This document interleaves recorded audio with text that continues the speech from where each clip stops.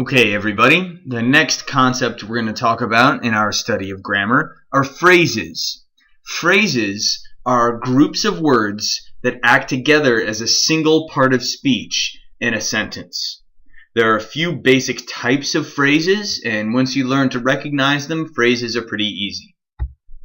Let's start with the simplest kind of phrase, probably the easiest one to recognize because it's almost always set off by punctuation. And that's the appositive phrase.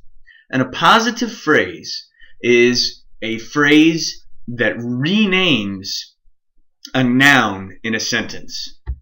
So if you take a look at this sentence, Billy, the only student who doesn't appreciate nice things, refused to read the novel To Kill a Mockingbird. There is an appositive phrase in this sentence. And as I said, they're usually pretty easy to pick out because they're going to be set off by commas. So as I said, appositives rename nouns. So who is Billy? He is the only student who doesn't appreciate nice things. It's renaming him. The one tricky thing about appositives is that they are non-essential.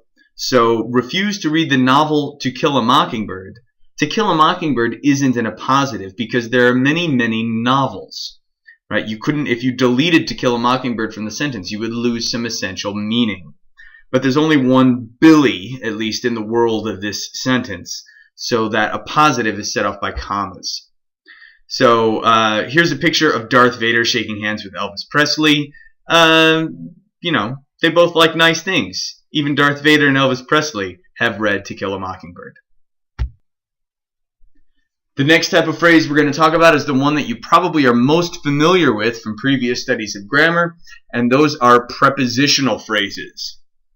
So think back to those prepositions we talked about in the parts of speech video, those anywhere a squirrel can go kind of words. A prepositional phrase is always going to begin with a preposition and end with a noun.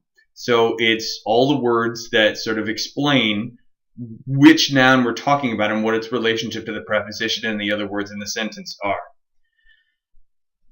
So let's take a look at an example sentence. In this classroom, all of the students from Fishers learn through practice and patience. There are several prepositional phrases in this sentence. One nice thing is that in English, you never have a preposition by itself. A preposition always needs an object, a noun that's following it. So that means that every preposition is part of a prepositional phrase. So these are the prepositional phrases in this sentence. In this classroom, so that starts with the preposition in and ends with the noun classroom. From Fishers, which starts with that's just two words, the preposition from and the noun Fishers, that's the object of that preposition, through practice and patience. So there are three prepositions in this sentence, which gives us three prepositional phrases. Here's a student learning through practice and patience. Now comes the tricky part. The last category of phrases that we're going to talk about are what we call verbal phrases. But there's three kinds of verbal phrases, so let's talk about what we mean by verbals before we get into the phrases. Verbals are situations where words that are ordinarily verbs act as another part of speech in the sentence.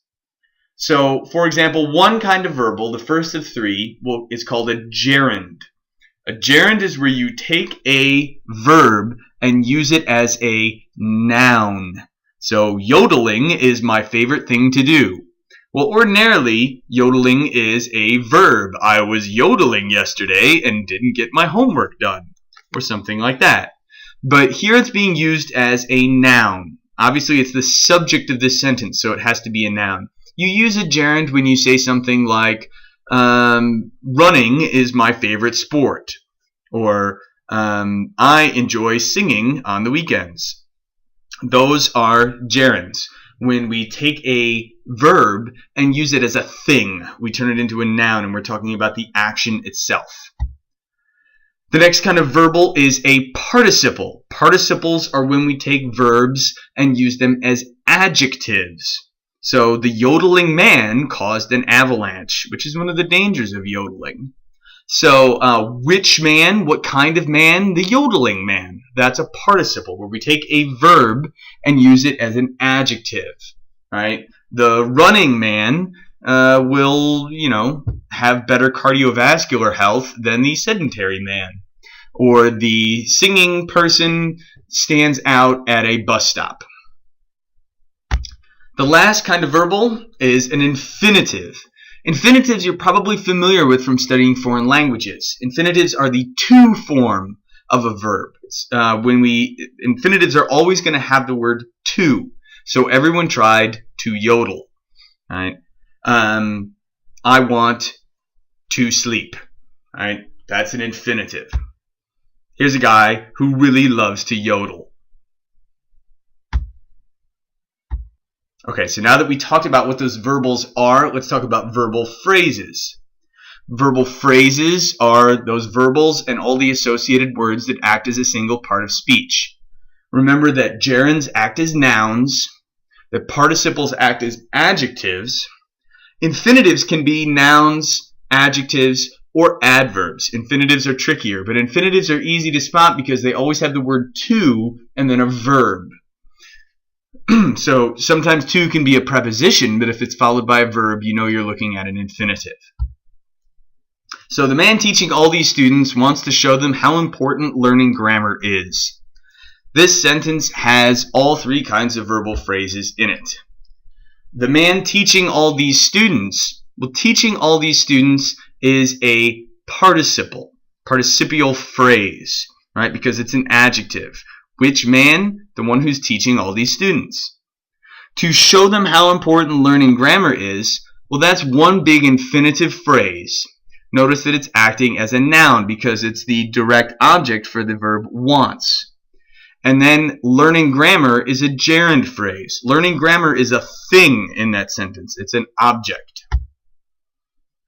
So this is why it's important to learn grammar.